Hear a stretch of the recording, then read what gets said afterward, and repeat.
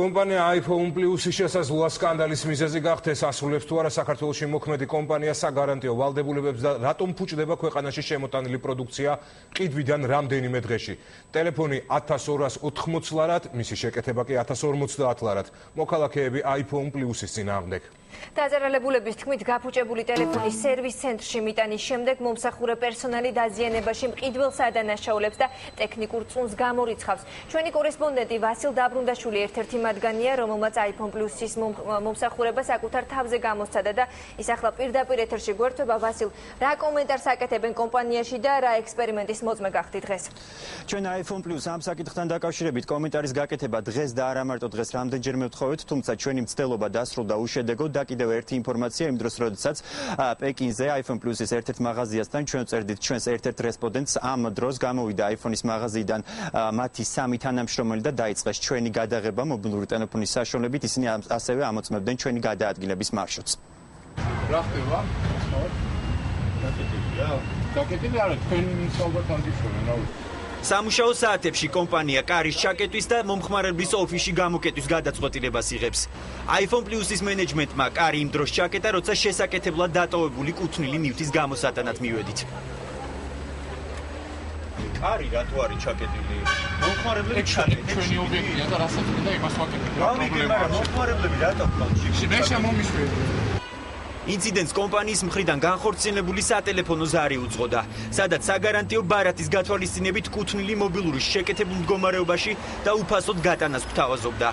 iPhone Plus-მა კარი სამართალდამცავების გამოჩენის შემდეგ გააღო.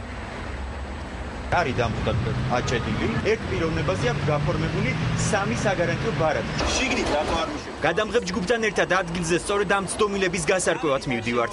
საგარანტიო ბარათის იმეი მონაცემები და ტელეფონის ერთმანეთს არ ემთხვევა. სერვის ცენტრში განმარტეს, რომ ერთ პიროვნებაზე რამდენიმე საგარანტიო ბარათი იყო ამოწერილი. ამ დეტალის გახმაურების შემდეგ კომპანია საგარანტიო პირობების შესრულებაზე უარს ამბობს. შეკეთებულ ტელეფონს შლიან და პირველად, ანუ არამუშა მდგომარეობაში გვიბრუნებენ. მის ხელახლა შეკეთებაში თუ მანამდე უფასოდ ახდენდნენ, ახლა 260 ლარი მოითხოვეს. საბუთები მზად მაქვს, დღეს ადვოკატს შევხვდები და გადავცემ საქმე სასამართლოში, იმიტომ რომ უბრალოდ ამ უნამუსობას და ყოველს ვერ ვაპატიებ ნამდვილად. iPhone Plus-მა მია დადეშიანს მათ კომპანიაში ნაყიდი ტელეფონის შეკეთებაში, რომელმაც რამდენიმე დღე იმუშავა, 1050 ლარი მოსთხოვეს. დადეშიანის საჩივარი უკვე მზად არის. ის ერთ-ერთია, რომელიც კომპანიას უჩივლებს. 3 კვირა მატარეს ყოველ დღე, მითხრეს, რომ იყო დაზიანებული მთლიანად motherboard-ი, ანუ დედა დაბა. რაშიც მომთხოვეს 1050 ლარი გაკეთებაში. შემდგომ ავიღეს ჩემი ტელეფონი, წავიღე სხვა სერვისში, სადაც დადგინდა, რომ ტელეფონი ესე ვერ დაზიანდებოდა, მით უმეტეს რომ არა აქვს არანაირი დეფორმაცია გარედან, ტელეფონი უბრალოდ გამიფუჭეს. კომპანიის 3 თანამშრომელმა ქრონიკის გადამღები ჯგუფის მონიტორინგი და გადაღება მაშინ დაიწყო, როცა ჩვენ რესპონდენტებს ვწერდით. რა მოტივით, ვისი დაავნებით მოქმედებენ და რას პასუხობენ დაზარალებულ მომხმარებელს? არც ერთი მათგანი ჩვენ კითხვას არ პასუხობს. რატო არ ასრულებთ დაკისრებულ მოვალეობას და საგარანტიო პირობების ვადაში გათვალისწინებით რატო არ უკეთებთ ადამიანებს მობილურ ტელეფონს? ეს კიდევ ერთი დაზარალებული ეკა ადეიშვილია. iPhone 4 ყიდვიდან მას ერთ თვეში გაუფუჭდა. Apple.com-ზე შესვლისა და მონაცემების გადამოწმების შემდეგ აღმოაჩინა, რომ მობილური, რომელიც მას ეკუთვნოდა, ერთხელ უკვე გაყიდული იყო. მან კი ქვეყანაში შემოსული მობილური როგორც ახალი, ისე იყიდა. ჩემი iPhone 4 8 გიგაბაიტიანი სერიული ნომერი შემოწმდა და ის არის გაყიდული მას აქვს გარანტია 2014 წლის 14 თებერვალამდე. აი შეგიძლიათ ნახოთ. შესაბამისად ეს არის რომელ წერტილში გაყიდულია 2013 წლის 14 თებერვალს. და ეს ტელეფონი მე მეორეჯერ შევიძინე საქართველოში, ალბათ როგორც მეორადი, გადაფუთული, არ ვიცი რა ხერხებით ხდება, აგვისტოში. iPhone Plus-ი დაზარალებულთა შორის არის ტელეწამყვანი ნანიკო ხაზარაძეც. ტექნიკური წუნის გამო მან ამ კომპანიაში მობილური 5ჯერ მიიტანა, თუმცა 5-ვე მცდელობა უშედეგო იყო.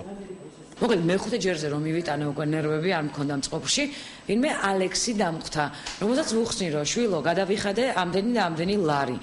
ეს ტელეფონი ან ფული დამიბრუნეთ, ან ახალი მომეცით, იმიტომ რომ კვირაში ერთხელ არ ჩენი დრო მაქვს მეთქი და არც ნერვები რომ მოვიტანო და აი ესე მიყურებდა რობოტის სახით ეთყობა ასწავლეს რომ ცივი სახე უნდა კონდეს კლიენტებთანო. და ტოვეთ ტელეფონი. iPhone Plus-ის ხელმძღვანელობა და რამდენიმე პირი უკანონო ქმედებების გამო ფინანსთა სამინისტროს საგამოძიებო სამსახურმა 5 თვის წინ დააკავეს. გამოძიებით დადგინდა, რომ კომპანიის ხელმძღვანელობამ 605,714 ლარის ღირებულების მობილური ტელეფონების დეკლარირება საბაჟოზე არ მოახდინა. მათ ხო არა iPhone Plus-ი, ეს უკვე სპეციალური გვერდია სოციალურ ქსელში, სადაც ასობით ადამიანია გაწევრიანებული. თითოეული მათგანი კომპანიის ხარვეზებზე და მიყენებულ ზარალზე საუბრობს. გაზარალებულების ნაწილმა საჩივარი უკვე მოამზადა და ისინი სასამართლოს უახლოეს დღეებში მიმართავენ. ეს ადამიანები ასევე შესაბამის სტრუქტურებს რეაგირებისკენ მოუწოდებენ. მადლობა ვასილ დაბრუნდაშვილის საუბრობდა.